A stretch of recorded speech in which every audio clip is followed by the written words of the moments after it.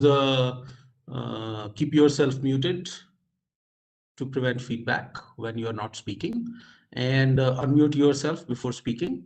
Now we need to say that. And oh, Harish has put something in the chat, I think, for the attendees. Now it is 106 people waiting for the session to start.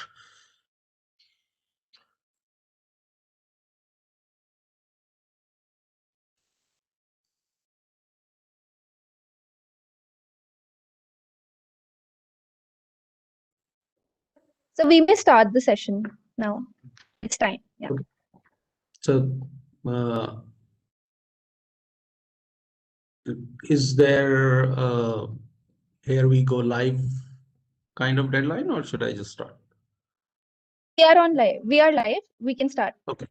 Okay.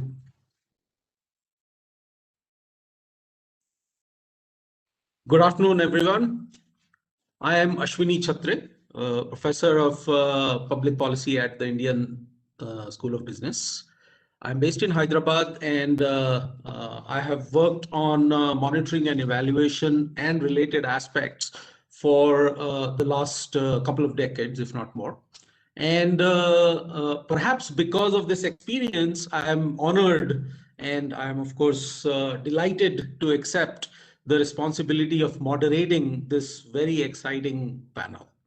We have 5 speakers, 3 from the academy, 1 from a practice institute that bridges government and academy, and 1 from a donor organization from the Gates Foundation. And all of our panelists bring different perspectives and years of experience in the field of monitoring and evaluation. They of course also represent different disciplines and have long-standing engagement with policy. I have requested each one of the panelists to make a few opening remarks, 5 minutes or less, to set the agenda, start painting the canvas on the question of how do we promote monitoring and evaluation, particularly evaluations. How do we achieve this through a collaborative approach, particularly between academic institutions and the government? The subjects, the objects, the lenses that are apparent need to be laid out, connected, and discussed. And this session, through interaction between the panelists and, of course, questions from the audience and my moderation, will start this conversation about how do we promote evaluations? How do we literally build from a very rich base, but also a very low base? I don't want to take too much time to set this up. I do want to emphasize that we, as a panel, want to stay focused on an agenda of action. What can be done? And of course, an important element of that is lessons from what has already been done. And the experience of the panelists will help us sift through that history and those experiences to design an agenda for the future. This forward-looking approach is particularly important given the rapid advances in both the frameworks and the technology that has become available for monitoring and evaluation. So without further ado, I would like to invite our first speaker. Okay, there I was. There was a slight blip on my internet. I apologize for that. Without further ado, I would like to invite my first speaker, Professor Arnab Mukherjee. Arnab, the floor is all yours. Thanks, Ashwini. It's an absolute pleasure to be at this forum to sort of look at this overarching issue around how evaluations can be better done in the country.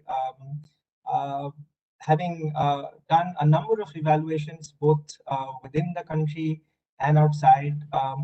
I heartily echo your sort of promise that this space has, at the same time, the low base at which we are starting off. And so with that in mind, I'd just like to sort of start off by sort of uh, sharing with people one of sort of the landmark sort of evaluation sort of norms that sort of exists, which is often sort of forgotten, is what's historically we called uh, Rossi's iron law of evaluation. Rossi's iron law of evaluation essentially says that the expected value of any net impact assessment of a large-scale program is zero. There are many reasons for this, but the focus and structure involved in thinking about evaluations is quite rigid, quite hard, and has a number of sort of requirements. Most of these kinds of large social impact assessments in an ideal situation should start before the launch of the program. They should have clear documented mechanisms through which changes being done in the policy, in the administrative setup, actually impact beneficiaries. Uh, who is doing what needs to be translated, needs to be available, and needs to be something that the evaluator actually can focus on very, very carefully. Um, with this in place, one can start asking much more academically interesting questions, which is essentially around how can you set up a cause and effect relationship? How is it that we can attribute to a program or a policy that the impacts that one is hoping to see actually do happen? Remember, the world is a very changeable place. Things change all the time. To be able to attribute something to a particular program, you need to have some measure against which you're judging it, and that's the counterfactual. Often, unless you pre-plan your study, the counterfactual is someone or something that's coming in lately and not the ideal situation that you want to work with. Large evaluations also require significant amount of human resource competencies. You need people to be able to do interviews. You need people to be able to understand qualitative data. You need people to be able to understand quantitative data in large studies, in terms of trying to document, in terms of trying to assess, and in terms of trying to get the richness with which the policy has sort of engaged. Frequently, this is a large financial sort of footprint that's sort of needed to actually support this kind of a program. And ideally, once the results are ready, there should be a way by which one can go and influence the policy and say that, look, this is what we learned. This is not meant to be a personal criticism. This is not meant to be an attempt at saying that the program is bad, but this is meant to be a part and parcel of the routine functioning of programs in terms of saying, well, this is what we tried, this is what we piloted, and this is what we learned. Now, I've sort of put up three sort of programs that I want to talk about. And in most all three of these programs that I've done in the last 1 decade or so, evaluation requests have come to me as an academic, mostly as an afterthought. The program has been already launched. There is some requirement of showing success. And so showing success is one of the settings in which one is sort of starting off this conversation. There are problematic issues of construction of counterfactuals. Often the timelines available to do the study in is less than a year, sometimes 4 months. And so in that sense, one is using repurposed staff, limited budgets, and often the person who one is filing the report with is not at all interested in what one is trying to do. But this is a place where there lies a lot of room for creative engagement. And if one sets the tone, sets the context right, one can have really very, very major impacts going forward. So the three sort of programs that I have are sort of things that I will perhaps bring back in the rest of the conversation. I'm sort of very close to exhausting my 5 minutes. So I would like to hand the mic back to Ashwini to sort of, keep the conversation rolling. Hey, thank you, Arnab. That is setting a great example. But we will absolutely come back to you because we learn more from examples, and certainly for the almost close to 200 attendees in the conference, we as panelists need to sort of touch the ground somewhere in terms of concrete examples of where something works and where an idea applies or not. And you are right on the mark. But at the same time, just a thought for you and the other panelists as well. While we try to find ways to do monitoring and evaluation the way it should be, the gold standard, we should also simultaneously start thinking about the middle ground, about how to go about doing evaluations as an afterthought, because that is better than none. And of course, that space itself can be expanded. 4 months can become 6 months, and then they can go to 1 year, and hopefully not an afterthought. So hold that thought. We will definitely want to hear more from you, especially in terms of examples. And that brings us to our next speaker, Professor Venkatesh, with again rich and long experience of public policy and wide experience as well, from climate change, for example, all the way to specific policy interventions, including pedagogy. So, Dr. Venkatesh, I welcome you, and the floor is yours.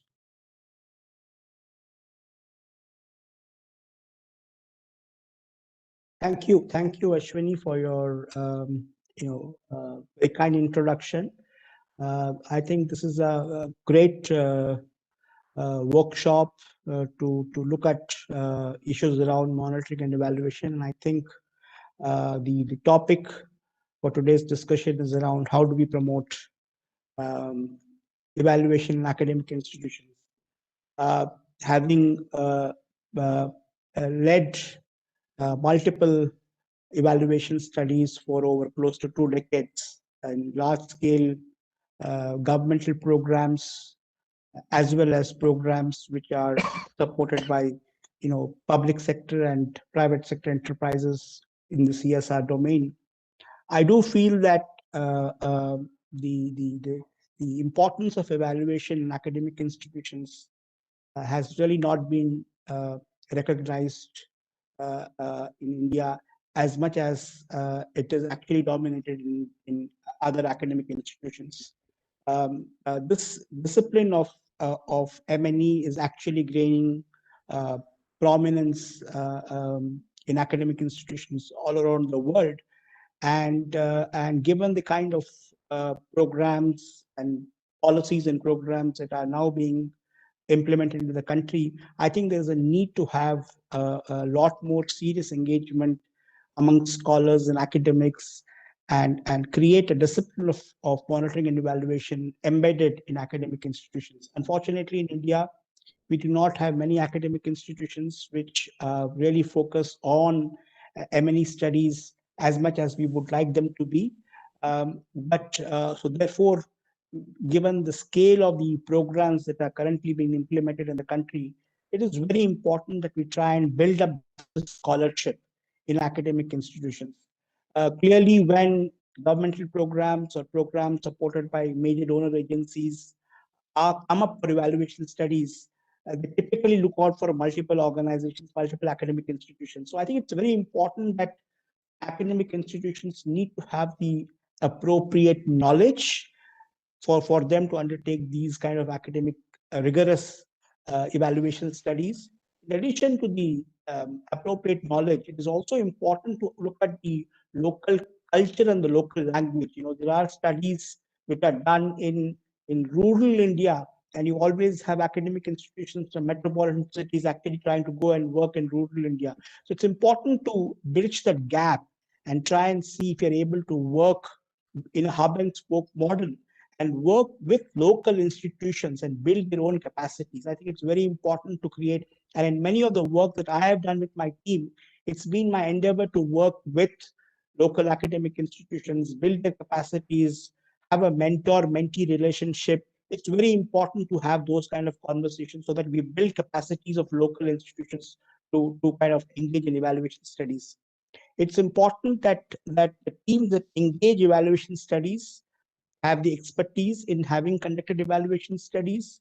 They have good technical skills, and have sound project management skills and understanding. I echo Arnab's views about oftentimes we see that there are evaluation studies which are being looked by the government, looked by other donor agencies, and the timelines are very, very, very short. They want work to be conducted in 3 months, in 6 months, in 4 months, and that's not the adequate time. If you really want to have good evaluation studies with reason and rigor, it is important to kind of give the kind of resources required, human resources, financial resources, timelines.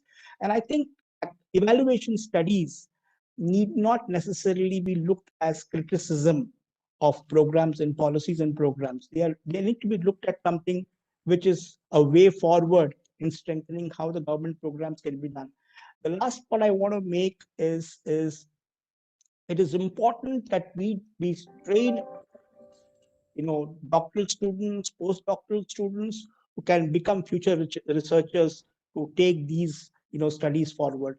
Technology has come in a big way, and I think we need to leverage technology in a big way in addressing many of these issues of monitoring and evaluation. I'll stop here, and perhaps I will share some of my experiences of having worked in governmental programs as a part of the question and answer session. Thank you so much. Thank you, Venkatesh. And of course, we don't have to wait until the Q&A, because after these opening remarks, I have a few questions that I would pose, which speak directly to these concerns. And Sure. we hope to have this conversation before we open the conversation to questions from the audience. Happy and to do that. This is a great time to invite Professor Subhashish Bandyopadhyay, the senior most scholar academic on this panel and on many panels. Subhashish has the breadth, not just the depth, of operating across not just decades, but also silos and verticals and disciplines. A perspective that perhaps may enlighten us on whether this need for quick evaluations is something new or has always been there. I mean, just from what I keep hearing, and both Arnab and Venkatesh brought it up, that evaluations and need not be seen as personal. And that is very easy for the evaluator to say, but it's very hard for the evaluatee to accept. And it requires building a culture, and building a culture requires not just effort but also time. It sometimes requires a generation to pass by before a new idea can take hold and take shape.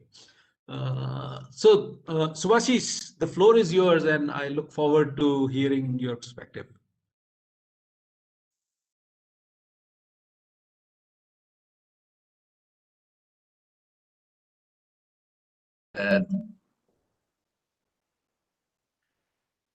I'll just make 3 points, 3 quick points. The first point is that in continuation of what has been said before, that academic institutions need to get involved in doing this on a regular basis. And therein lies the problem. And the problem is a very simple one, that there is a lot of evaluation that is done by government agencies, government ministries, government departments, both in-house and outside also, with outside help. But my basic problem, having been in educational institutes all my life, is that nobody studies Indian economics by looking at books and things, in the classroom and all of that. You learn Indian economics by doing. Any country's economics you understand and you learn by doing, because it's changing. We're not looking at Indian economic history. We're looking at Indian economics currently as is going on. And so we need to be up to date. And that cannot be done in the classroom. That can only be done through very systematic and involved, going through data, discussing, doing research, etc. And this is wherein lies the original problem, I think, of why evaluation is not something that all students know of in India, even after doing their PhD, It is because these activities, these evaluation activities that I just mentioned done by the government, does not happen in universities, does not happen where there are students. It happens where there are institutes, which may have PhD students, but most of the places where these evaluations are carried out does not have any student. It only has people who have already completed their PhD and working in these so-called think tanks. There's nothing against the think tanks. This is just that we cannot have an army of human capital wallahs who can do evaluation, who have not been trained while they're students. And that is just not happening in the educational setup in India. So I would ask, ask DMEO and the government to give these projects to university professors so that they can run these with their students. Because please understand, impact evaluation is routine now. Nobody expects to do phenomenal research in impact evaluation and be recognized. Especially after Ovijit Banerjee's Nobel, it has been over now, right? Now nobody's going to create any new thing. But it's a learning process. And because it is a learning process, if you give it to a professor, the professor is not going to do it. But the professor will oversee the work that students will do. In the process, the students will learn. And I think that is something that we must bring back. If you go back and look at the 60s and 70s, when India came out with fantastic projects, fantastic evaluations, they were all, every single one of them was done in a university. It was never done in an institute. And then 80s, 90s, the institute started coming up, and this method of teaching Indian economics to our students just left the scene. Right? So that is the first thing I would say. The second thing I would say is enabling data sharing. Government has lots of data. I personally had a battle in the mid-90s with the NSS data. If you recall, the NSS data was available, but not publicly available. So if you knew people, you could get an access to it. And most of the people worked with NSS tables. I was the first one to be able to get, luckily, to get the data out of the government and analyze it, show that it can be done by outsiders. They need not be government people. It was a test case that the government ran, which I led, so I was lucky there. And now the NSS data is widely available. And that has definitely created a lot of research possibilities, right? And many people have done research with the NSS data. So this is something that is essential. The government must make this, rather than simply calling upon people and saying, do the research on this, evaluate that, because the interests may not match. But if you're allowing people to create this culture of evaluating government schemes, government policies, testing what is happening in the Indian economy, all of that, a lot of knowledge is generated. And then it need not take the 1 year and 15 months or 18 months that both Arnav and Venkatesh were referring to, right? It could very easily be done because there is already a lot of knowledge that has been built up in the process. There's the second point I want to make, and I want to say that I have a student who is finishing his PhD on ESG assurance. He's abroad, right? On ESG assurance. So in the morning, we had a discussion that the theoretical model now has to be tested. And for that testing the theoretical model, you would need data. So I said, if you can get this data, you can test it. And I went off, right? And then, we had lunch. I came back from lunch, and this guy walks into my office and says, I've got the data. I said, how did you get it?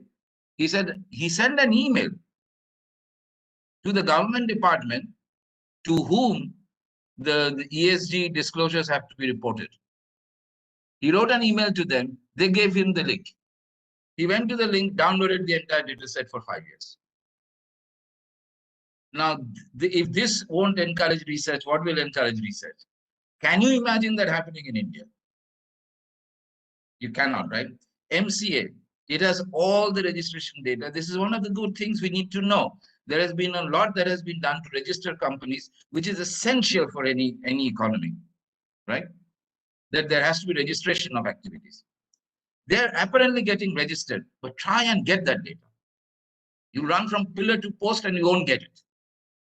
You cannot, there is no point saying the human capital, we will train them, we will do this and we will do that. But you have to create the ecosystem for research. And that is not going to happen if data are not easily available.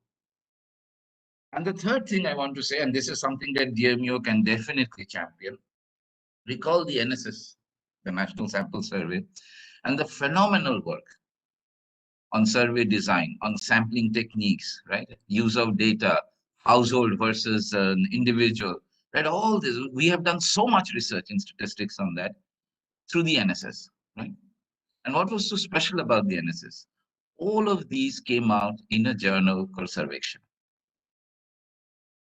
So I would strongly suggest that if DMO could, because another thing that is bad for the education system here in India is that unless we have a foreign stamp, and therefore unless we publish in foreign journals, we don't get academic jobs over here. Let's not fool around. That's a fact, right? So everybody has this thing about publishing in foreign journals. Foreign journals are least interested in the Indian economy, unless you can generalize that to a global level, right? But if we bring out a good journal, which becomes a reference journal like Survection was, then you can generate a lot of research activity.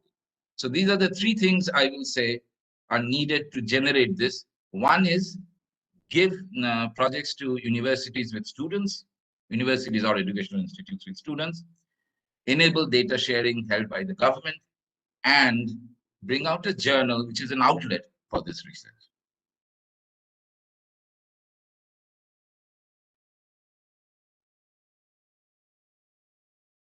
You are muted. We cannot hear you, Ashwin. Hey, thank you. Thank you for those great and three ideas, really concrete. I beg to differ with you on one point. I can imagine a future not too far from now where we will have students going out with a question and finding the data, downloading it for 5 years, and then running Through your analysis. portal, I know you're going to publicize your portal. I know. That's a great activity, by the way. So, that's a phenomenal initiative. Thank you for that. And the reason and the need for doing this kind of translation is the misunderstanding of several things like evaluation.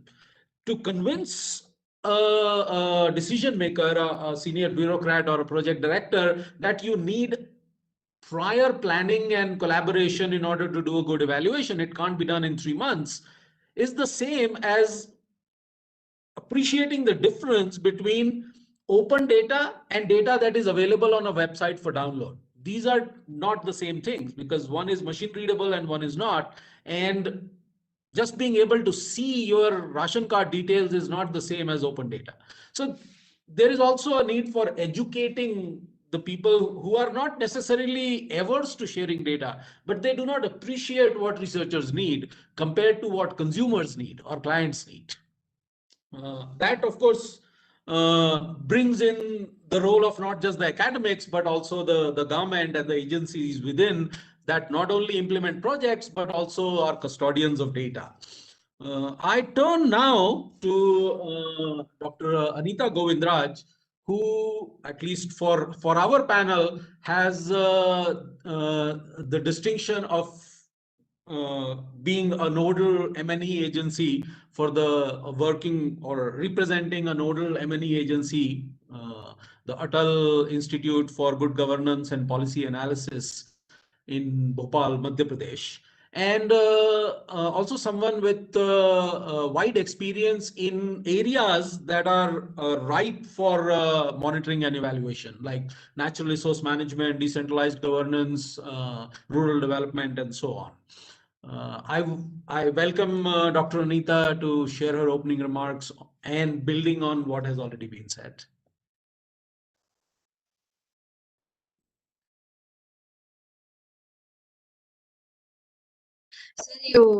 Sir, yeah, sir, you rightly said. Now I'm talking from the other side of the academia, since we are very actively engaged with the government in our day-to-day, like all the projects and everything.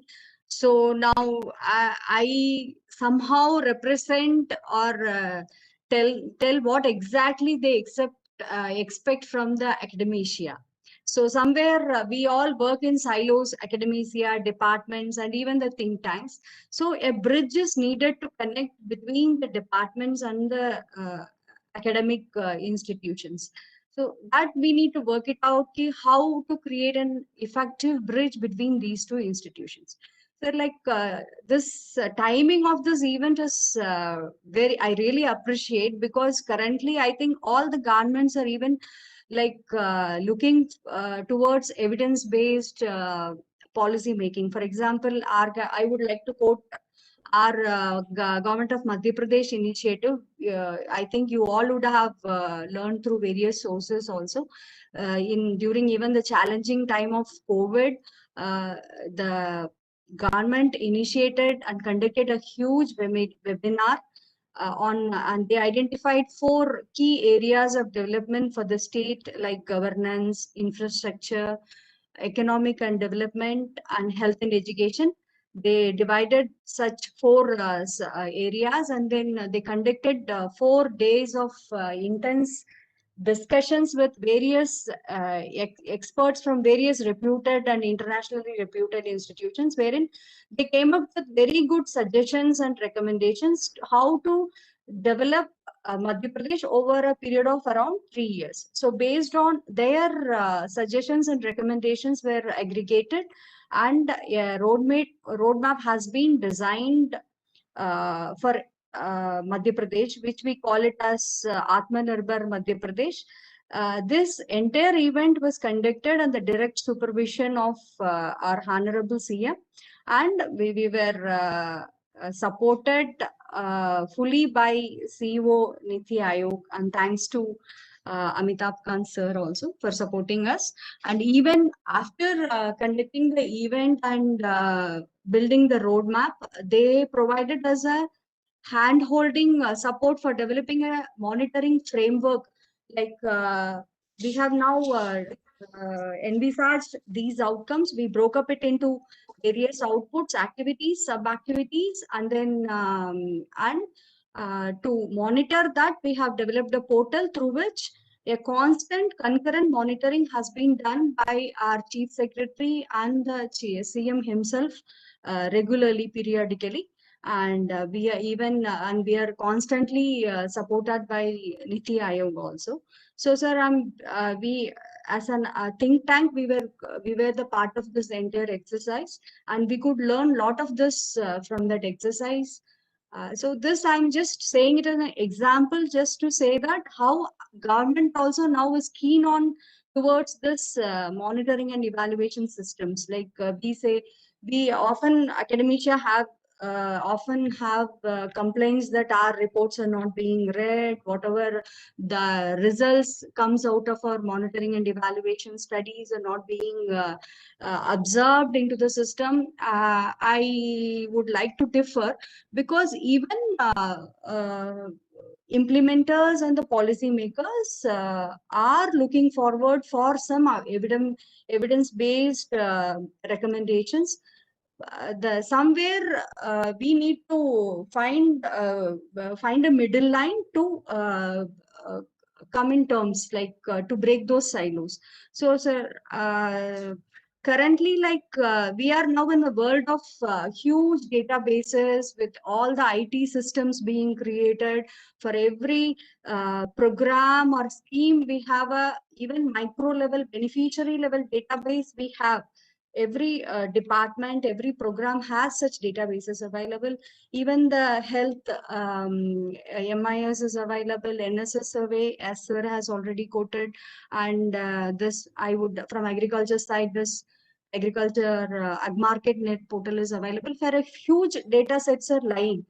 But somehow, and apart from it, we are also in an era wherein very conveniently people have can use low cost devices, input like internet services also. So now we need to work out with all these systems in place how to grab the opportunity wherein we can effectively engage the academic institutions into this monitoring, because government also needs monitoring and evaluation experts actually now.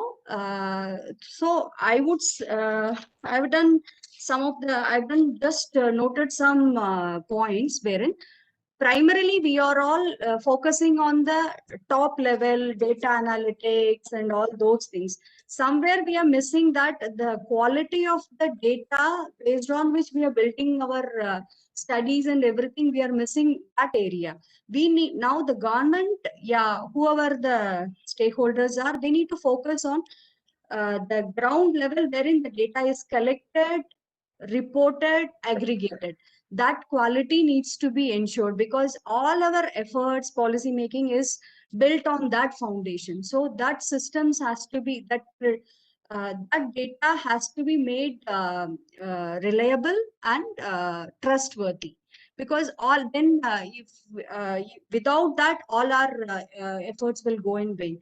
And the second system is while building the scheme itself, second point I would like to emphasize, the government need to built in the M&D system in the scheme design itself.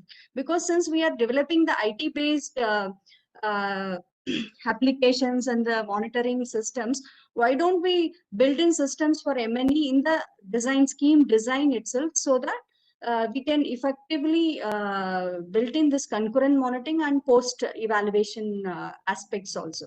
And the third point I would like to emphasize is there is no standard M&E policy, yeah, M&E framework being as of to my knowledge, I don't think there is a standard framework available for the monitoring and evaluation systems available in India.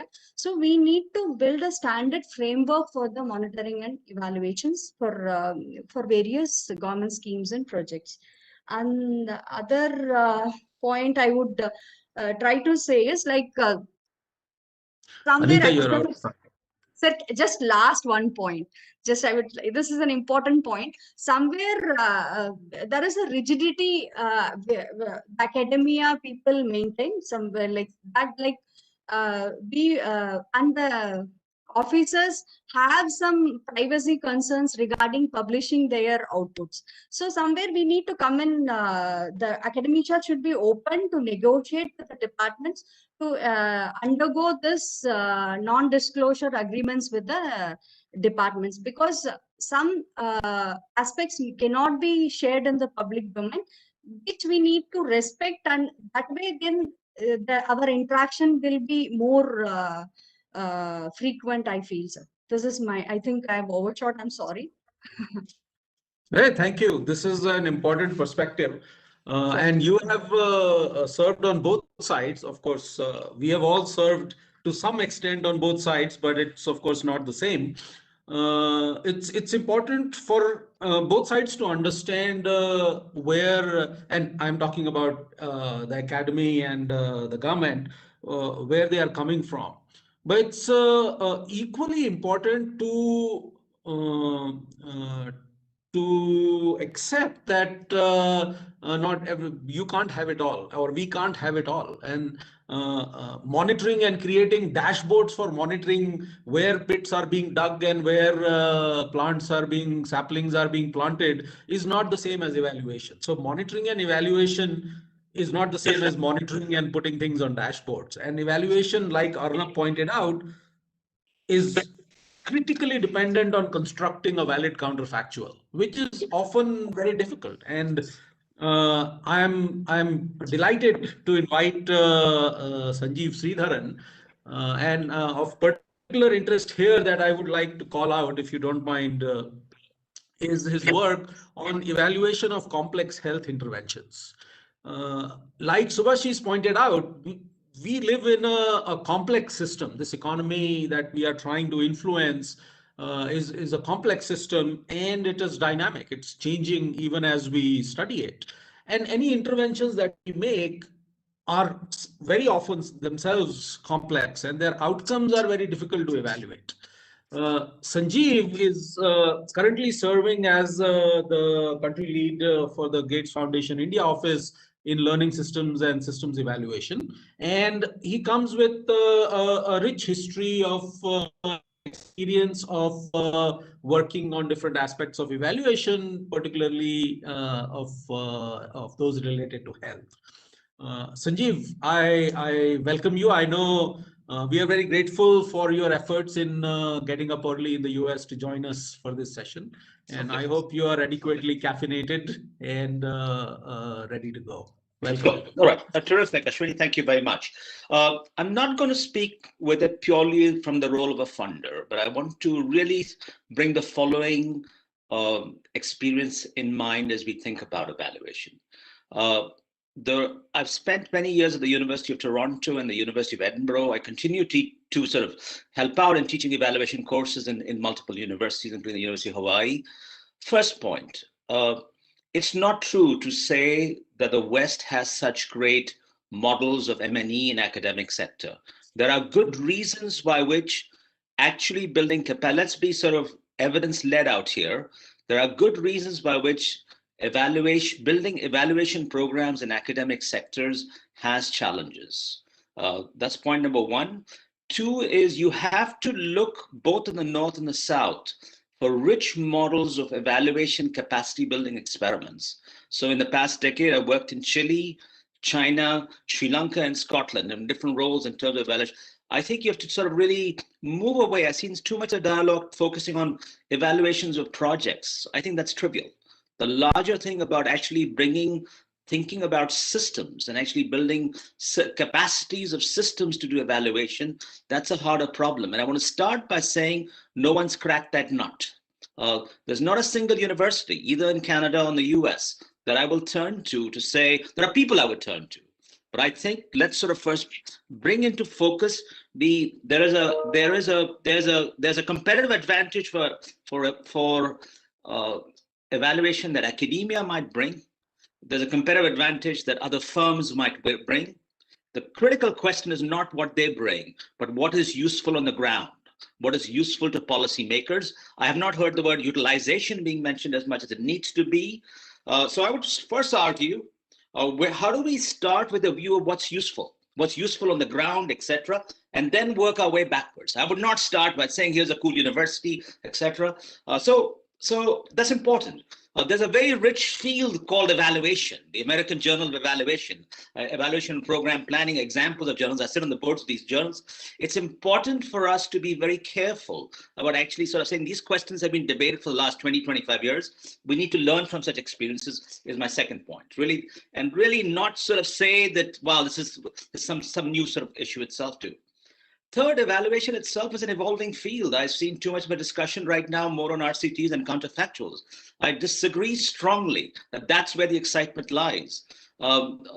There are huge questions being raised about the role of evaluations in SDGs. Huge questions about when you're faced with huge complexity, huge dynamic systems. How does evaluation bring value? So I think it's time for us to actually learn from the field itself rather than make guesses from a very project-led view. I don't find that academically rigorous. I don't find it intellectually exciting. And perhaps most importantly, it's not terribly useful on the ground. So I really would want to start with how do we actually bring utility to the ground, etc. I think this idea of interventions as complex. I don't know of any policy in the world in terms of implementation or any practice that's not dynamic in some sense. I would question in my own work, how does an evaluation methodology respond to that? So for me, coming back to the question that Ashwini posed yesterday, I would look for examples of collaborations in which funders have played a critical role. Two things come to mind. IDRC played a fantastic role in precipitating a 5-country masters in evaluation in South Asia about a decade ago. It did not take off for multiple reasons, but hats off to IDRC for actually having a vision of the role of a funder, a gentle role a funder could play in precipitating these kinds of synergies. Second, it's the government of Chile that I was happy to be a part of those discussions around thinking about how do we rethink our policies on health inequities. Again, I've heard pleas of bringing evaluation and evaluative thinking at the early start of a project. There are very few experiments that bring evaluation right in the heart of policy formation. So anyway, I would humbly submit that you've got to really be very opportunistic about where we look, etc.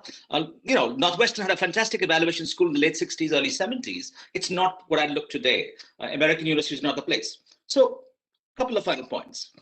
I think we should be led by what are the important questions in evaluation? And in my view, I've already mentioned issues of dynamics, issues of inequities. I think too much of our focus has really been on a much more efficiency effectiveness paradigm. How do we think of interventions that actually contribute to inequity space is a challenging question. OECD, that's my time, give me 30 seconds. OECD has just come up with coherence as a criteria for evaluation.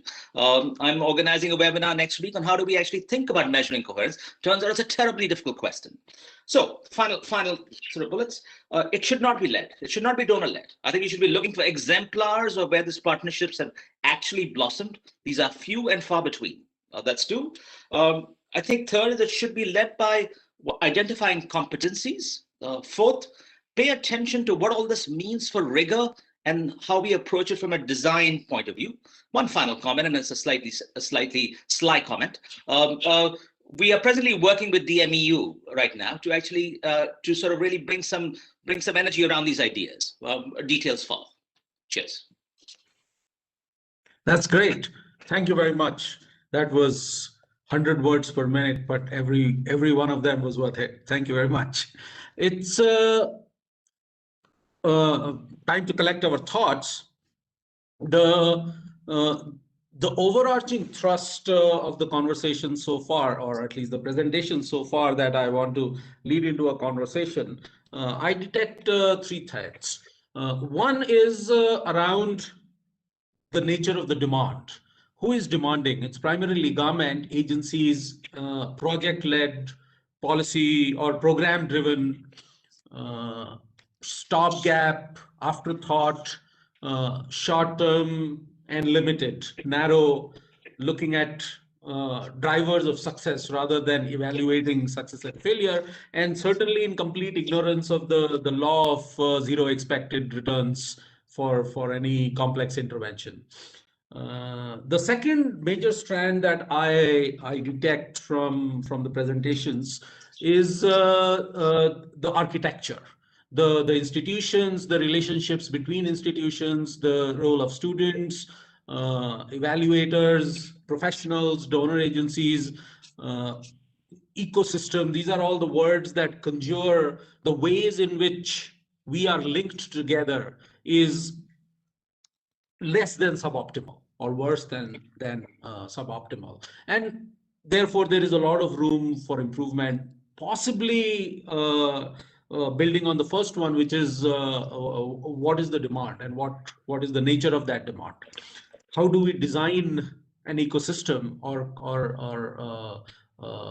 execute an architecture that meets that demand in a way that also improves on the quality of the demand itself. It's no longer short-term, quick turnaround, and so on. And the third major intervention that I have noticed is the need to incorporate dynamics. And that is something that is extremely challenging. And I mean dynamics here in a very broad sense, beyond physics, in terms of social change that may or may not be driven by the interventions that are being evaluated, but are important in and of themselves. So to think about evaluation as a process rather than as an event that is either baked into the DPRs of projects or has a budgetary allocation, all of which are extremely important from an operational and practical point of view. But to think of it as a paradigm, as a process that goes beyond projects and programs in ways that is incorporated and embedded within academic institutions in the form of a relationship with government agencies. Now, all of this ultimately is hot air if we cannot sort of grow roots somewhere, actually have an example and an exemplar, whether in Chile or in India, whether from IDRC or DMEO. What I would like is to welcome the panelists to consider some examples. So what are the models from which we can learn for collaborating with the government on the academic side? So if Arnab and Venkatesh had examples in mind, it would be useful for us to hear from you. If you can pick one or two that tells us, okay, this is something that we can learn from in terms of a forward-looking prospect. How can academia or people like you and me in academy who are interested and already working with government facilitate these kind of supply side constraints? Because the people on the other side, let's say project directors and joint secretaries who even want to do this are facing constraints. Can we think of models, examples from your own experience that you can share for us to think about next steps? What can we do? Arnab. So I'm quite, sympathetic to this concern because uh, whenever I've been successful at working with the government, I've always found very engaged officers, and engaged officers not just in the evaluation, but in the space that they're working in. It's just that for them, working with academics is also not a very easy thing because, frankly, how do you contract me as an entity versus the institution I work in? All of this is a big jumble, and it's happening in the midst of something which works, in their daily sort of framework. So I have sort of worked in sort of three sort of settings, and they sort of have broadly been direct reach out. So we had the government of Bihar reach out very directly to the Center for Public Policy where I've been at, and it was a very warm relationship.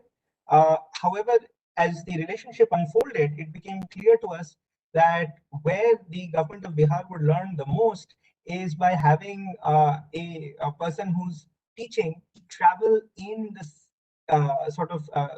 districts of Bihar to find out where exactly the program was sort of facing different kinds of trouble. And so we went back and said that, look, we need to sort of figure out how we can manage this. And there the conversation fell apart.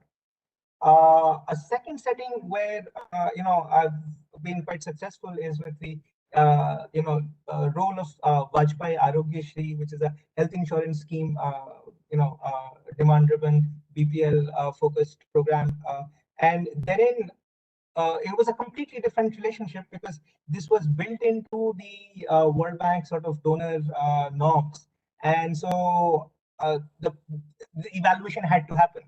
And so the net result was that we were welcomed grudgingly because we were very clearly an Indian entity in a international sort of funding agency setup. But once it became very clear that we were not prejudged, they were very open to sharing all kinds of different problems that we as evaluators would never have anticipated.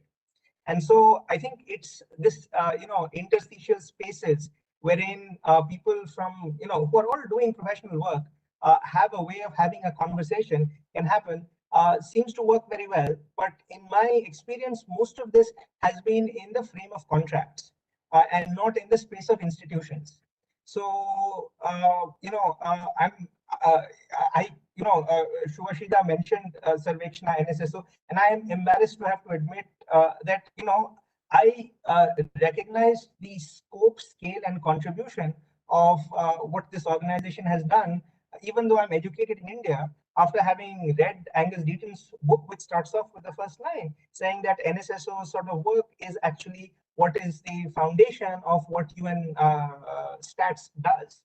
I mean, as a student in India, I never ran into, NSSO. As a student, I think it should be a goal for all of, DMO, EO to figure out how they can run into students at a very early on sort of space. And therein lies a lot of dynamism. One of the things that I've personally been able to drive, which I think is quite interesting, exciting, and dynamic, is to host, hackathons, data-based hackathons in which I've invited people from, anywhere in the world to sort of take apart census data, NSSO data. And there are two things that I think I'd just like to quickly share. One was one particular team suddenly found out that the officially registered data from the census had serious mistakes. not in the data collection, but in the data reporting. And that year we had someone from the Registrar General's office who was here, and she was taken aback. She first said, no, this can't happen. And then we were able to, and this is a group of, students who know nothing about what the census does, but it sort of generates this sense of excitement. And the second thing, I think this got picked up much later on and is much more broadly sort of seen today. The first hackathon that we did sometime 2012, 2013, it sort of did this analysis of showing where LPG consumption was very high. And that fact it was urban, the fact that it was the wealthy sort of, and that was documented in an EPW paper, 2013, 2014, well before all of these LPG, subsidy vapasis were happening. But I mean, these are individual sort of attempts. Is there a way that we can perhaps bring on board, people who are working with these schemes, people who are working with these programs in sort of various events happening throughout the year? I mean, I think that might just generate the kind of understanding of what users of data coming from different government departments face within the government itself. I mean, it's an added responsibility. I mean, who's going to take that responsibility? So I think there is this entire question that needs to be addressed at some point in time. Thanks. So this would be the expectation that we as academics have from government, because someone has to take a step forward and create some middle ground where these kind of events can take place. And then one can think about institutionalizing it, right? These are different models of engagement where the government of Bihar or the government of Andhra Pradesh comes up and says, we are doing this, can you help us? Or the World Bank basically shoves it down someone's throat and they learn to like it eventually. And of course, this is how the real world works. To build sort of institutional mechanisms to enable this kind of experimentation even is currently lacking. So it happens at the individual level. It's opportunistic, and of course we need to be opportunistic. But if I may ask either Anita or Subhashish Da on the experience of these opportunities actually is becoming institutionalized, right? So the question of India, for example, is not as straightforward as it appears that someone can sign it. It requires careful reflection on what is data and how is it going to be used. Questions of consent and questions of disclosure are important for everyone to be on the same page. So do we have models where these kind of opportunistic engagements have become institutionalized, where lessons have become useful? I can refer to 3 examples that I've done many of these type, but I'll refer to 3 in particular because they directly address the issue of privacy or secrecy of the data, right? So the first one was the small area estimation, where essentially we tried to get estimates of poverty at the block level using NSS data and the census data. Now that's where the first problem was, right? That see, census data, we needed unit level data, we needed household data. That means we could identify households if we got there, right? To the census data. This was, mind you, I'm talking about in the early 2000s, 2003, 4, right? When digitization has not progressed so far. And again, the census data is available at JNU. I don't know if many people know. And I fought hard to get that thing out, right? And we chose JNU because that was an institution that was willing to give the space to house it there. Now, so we worked in the census office.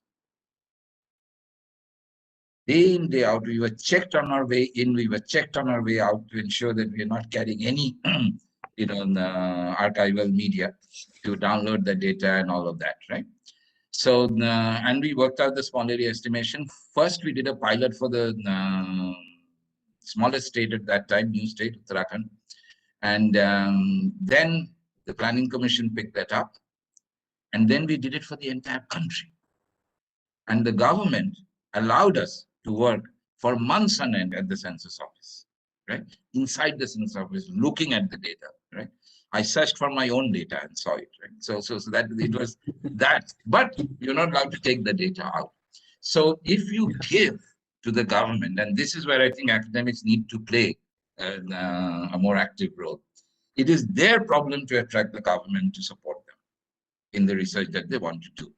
So we took a long time in explaining to them why this is useful for them, right? We went to the Uttarakhand government and got them to run the survey to validate what we have done using their own money. Now that academics must do. They must go that extra mile to work with the government, to tell them that this is of interest to you. It would help you in running the policy. So that is one good example that we had. Another example that I will give is the cash transfer. By the way, one thing I found is that working with state governments is always easier than working at the central government, because because these sorts of studies require, as somebody mentioned, I think Mr. Venkatesh mentioned, that it requires people on the ground. You need that local intelligence to be able to get the right sort of data, the right way to ask and all of that. In those days, there was no digitally generated data, right? It was all through surveys. So it's very, very important to work with local people. So in Odisha, we again ran a small pilot to prevent girls from dropping off from school after class 8, right? And then took it to the Odisha government and told them how it can be done. And we ran it with them. And in every single district that we ran this program, we had the local DEO, or the district education officer, seconded to us by the Odisha government. Again, we explained to the government that this is the result of our pilot. This is how you can make sure that women don't drop out, right? And Naveen Patnaik was at that time trying to push for no girl dropout and all of that. And we did that. They asked us to, we said we will do 2 districts. We're a research organization. We are not implementing agencies. They said, no, you have to implement it. So they gave us all the people. We just oversaw the entire program across all the 30 districts, right? And in the process, we ran 2 more RCTs, right, for our own research, taking permission from them. So these are 2 examples. And the third one I want to give is the cash transfer program. We ran a program in Delhi, taking away the PDS card and instead giving them money, right? And ran the program for a year to see what happens to the consumption pattern and all of that. Now, again, the Delhi state government, we couldn't work with at that time. So I would say that it is easier to convince the state government, because the central government cannot say yes to something given our federal structure, which requires people on the ground. So it would be, I liked what Anita said, right, in that they're working with the Madhya Pradesh government. Yes, that's the way to go. So if all the local universities can work with the state, their respective state governments in this way, I'm sure that there will be an army of at least those who work with data. Indian economy, not everybody has to be an impact evaluator and RCT specialist, right? But at least know how to evaluate schemes and give relevant and authentic information to the government and how the schemes are working out. I think that would be fantastic. Anita, Sir, what do you have to say? Yes, sir. Sir, I would conclude that our institution, like a think tank, can act as a bridge and help the academic institutions in letting them know what are the interested research areas for the government departments also. Like there is a gap in, like, we take independently decide about the research topics, impact evaluation studies, whatever is so we can help them, communicating to them, coordinating with the department. In these areas, we need research and evidences from the ground, whether our schemes are performing well. In such messages can be communicated between the department and the academic institutions. That is point number 1. Point number 2, we do engage in our institute various subject matter experts in the level of consultants, fellows, and everyone.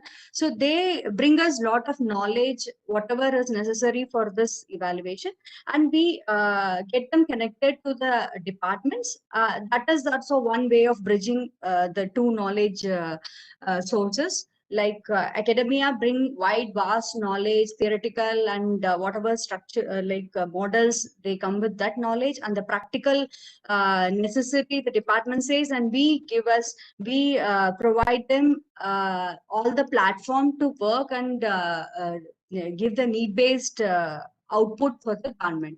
Third, number three, we also collaborate with various institutions. For example, right now we have done with IIM Indore, Azim Premji University, Baba Saheb Ambedkar for various projects.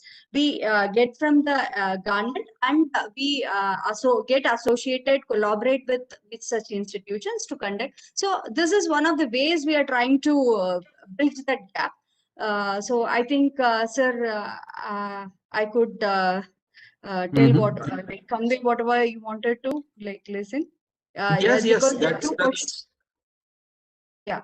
So two questions I got from the panel, that how we could facilitate the role of academia in the M&E ecosystem. This is what, the timelines are very important for the government, as far as for them, they need quick solutions to take up the changes in their scheme design. So academia generally we take in our PhDs and MScs, we take around a year or 2 years. By then, with this quick changing scenario, things gets changed. They don't remain the same. So we also, we academic institutions also develop capacities to to bring in, develop such systems so that we can give our output in a quicker, much earlier, quicker time. So timelines is also a big constraint as far as government expectations are concerned.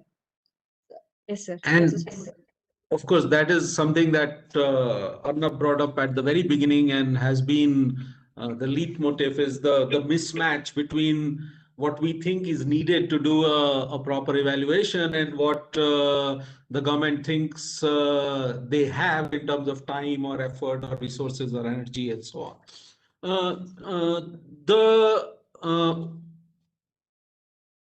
Let's say the last question for now that I would like to pose to Sanjeev, but welcome all the other panelists as well, is to take complexity seriously. So if we believe that we are intervening in a complex adaptive system, we have to take sort of non-linearity and thresholds and tipping points into consideration. There is a sense that the evaluation literature, especially in the case of development, has been overtaken, if not completely overwhelmed, by economists and economics. And there's not enough lessons and learning from health practitioners who have done this for actually a longer time and done it better. And their integration of not just efficacy and efficiency and effectiveness, but also inequality and access. How do we learn from these other initiatives and other streams of knowledge that take complexity seriously, or both at the organism or the individual level or at the system level? Would you care to comment? Yeah. No, I just try to formulate my thoughts. Great question. 4-point answer is what I can think of. Number one, the division for me is not between economics and health. It's between practice based in actually understanding practice, either in the policy space and the practice space and the implementation space, versus those who are 30,000 feet away, whether it's in pristine offices in the governments of funders and academia. I think we need to change our value system. Is my first part.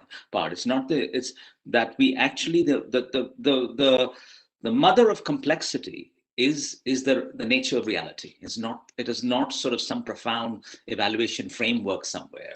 So actually, so when I speak the associate editor for the American Journal of Evaluation, it's a very profound comment. In the American Evaluation Association meetings, I heard some folks, practitioners say, I don't read the journal anymore because it's taken over by academics. And I was in academia myself. I communicated this to a close friend, the editor, a close friend of mine. I thought, this is very serious. I mean, this cannot be. You cannot get a bigger comment for that. It just gets to the heart of some of the questions you're raising. Her comment was, let's start a section called Practitioner's Corner. And I just thought the whole idea was pejorative. And the idea here is really, we need more academic types to learn from practice, not from practitioners to learn from. So I think let's not forget our value system needs to be more respectful is my first starting point of actually understanding complexity. That's one. Two is, as a field itself, whether it's economics or health, I don't think in the evaluation field, and more generally, in terms of the way we think about progress, issues of complexity, issues of non-linearities, issues of how does small changes bring about large amplification. I think it's a still field that's growing. This last week, I was in a session with Michael Woolcock and Lan Pritchard is going to join some of these discussions in the next couple of weeks. I think we have to take a very evolutionary stance to it. I don't think we should get frustrated with the lack of the idea that the party is only beginning is my view on this itself too. That's two. Three is in terms of practice, I thought in my experience in Scotland, I spent 3.5 years in Scotland. I thought the Scots did it right. Two very concrete examples. If you're trying to grow this type of thinking, the whole idea, why I'm slightly averse to folks coming along and saying we've already cracked all the evaluation puzzles because we know how to do RCTs, is you're not actually appreciating how many of the problems still remain. The National Health Scotland, once a year, and again, this was a partnership with the University of Edinburgh, used to organize evaluation summer schools where we invited people with a focus on complexity. So as an example, the person who blew me away was this guy from Centers for Disease Control, Bobby Milstein, who came and talked about syndemics and the nature of synergies of different things. It was mind-blowing in terms of the implications of evaluation, but what was important was 5 days leading policymakers were exposed to such thought. On the 6th day, we had a focus on commissioners of evaluation, on to say you need to think about these issues. And I have this recognition that you're not going to change the field if our funding cycles also don't change itself too. Similarly, the Scots, when they evaluated the smoking ban, they implemented the smoking ban in 2006. They decided not to commission. It was a small evaluation. It was in larger, in sort of general funds. It was just £1 million. But they decided to break that money across 15 teams working together. And they set up fantastic systems where you would pick up early signals, etc. So I would actually argue the way we commission evaluations is deeply problematic to actually understand quick signals and to do something about it. They create a structure in which even the earliest signals would pick them. Anyway, I'm talking too much. Over to you. Thank you very much. Arnab, you have a quick rejoinder. So just wanted to come in. Apologies for that. Just wanted to inform that we have less than 5 minutes to go. Yeah. Thank you. I'm aware of that. I have a question lined up, but Arnab gets the last word before we go to a Q&A. So this has been a fascinating discussion, and my only sort of 2 cents that I'd like to add is, it sounds like we're talking about all kinds of evaluations. And I think in that sense, if one were to think about different types of engagement strategies, which are, more detailed, more complex oriented, which are looking at multi-sectoral, multidisciplinary sort of focused kinds of work, as well as look at shorter, sharper things where students can be involved, where local institutions can be involved. That may be one way of scaling out, how different types of partnerships can be involved at different sort of meso levels, micro level, all of those kinds of things.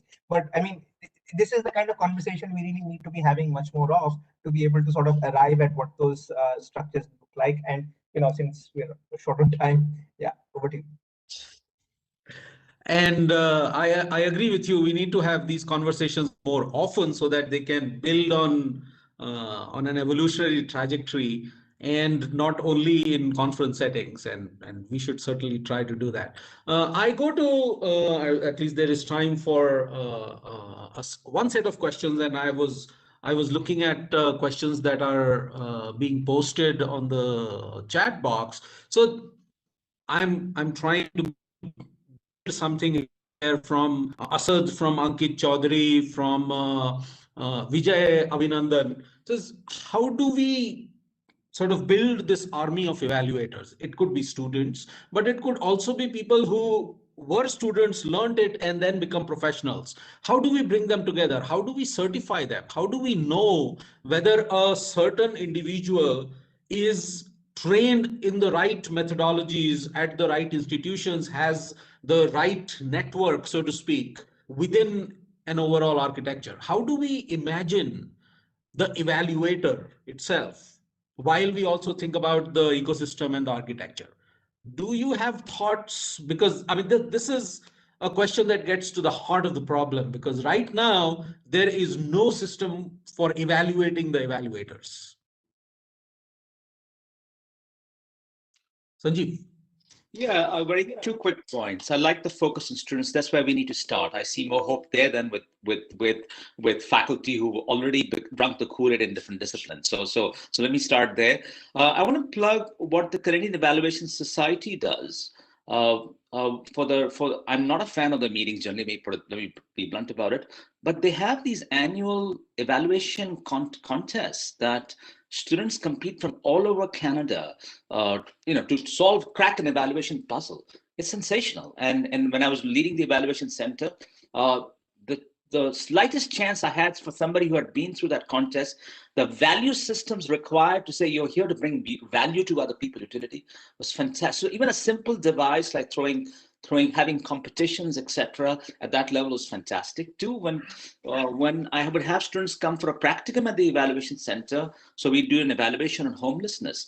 I didn't want them to hang out in my evaluation center. I want them to actually hang out in a homeless shelter.